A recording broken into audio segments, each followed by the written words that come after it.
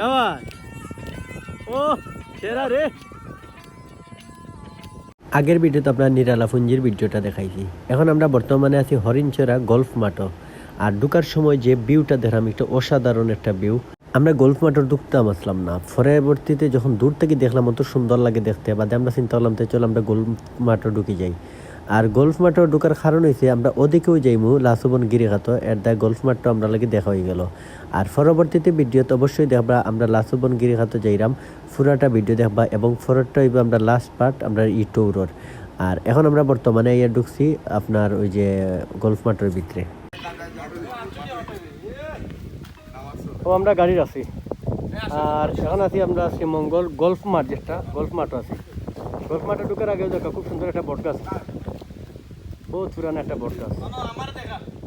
ওই না বন্ধু শাহিনও আছে, কপিল কপিল। আমরা যেহেতু মাঠের ভিতরে ঢুকবো, এর আমরা মোটরসাইকেল সেভ করা উচিত। এর দায় অন্য যারা দাদা আছেন এটা হয়তো 20-50 টাকা দিব, আমরা মোটরসাইকেলটা দেখার লাগি তারা। আমরা এখন গল্ফ মাঠের ভিতরে ঢুকলাম। আর গল্ফ মাঠটাও সুন্দর, কারণ এই ঘুরমু গল্ফ মাঠ ঘুরমু ঘুরি আমরা বাড়িয়া দিই মৌজিয়ত লাসুবন গিরিঘাট। লাসুবন গিরিঘাট দেখাতো মেইন উদ্দেশ্য আছে লাসুবন গিরিঘাট দেখতাম। এরকম ফ্রেন্ডাই লয়ে যদি আপনি গ্রুপ ট্রিপ দিনতে আপনার ডিপ্রেশন আর মন খারাপ কিতা এটা কিচ্ছু থাকতো না। আর আমরা তো প্রতি সপ্তাহে একটা টিপ আছে ঘুরার লাগি।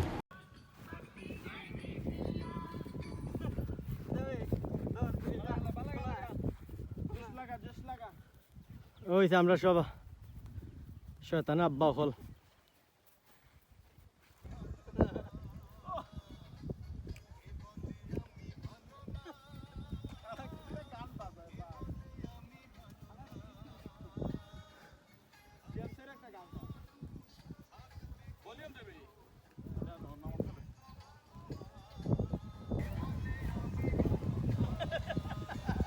গল্ফ মাঠটা আসলে সুন্দর আছে, দেখার মতো জায়গাটা, খুব সুন্দর একটা মাঠ।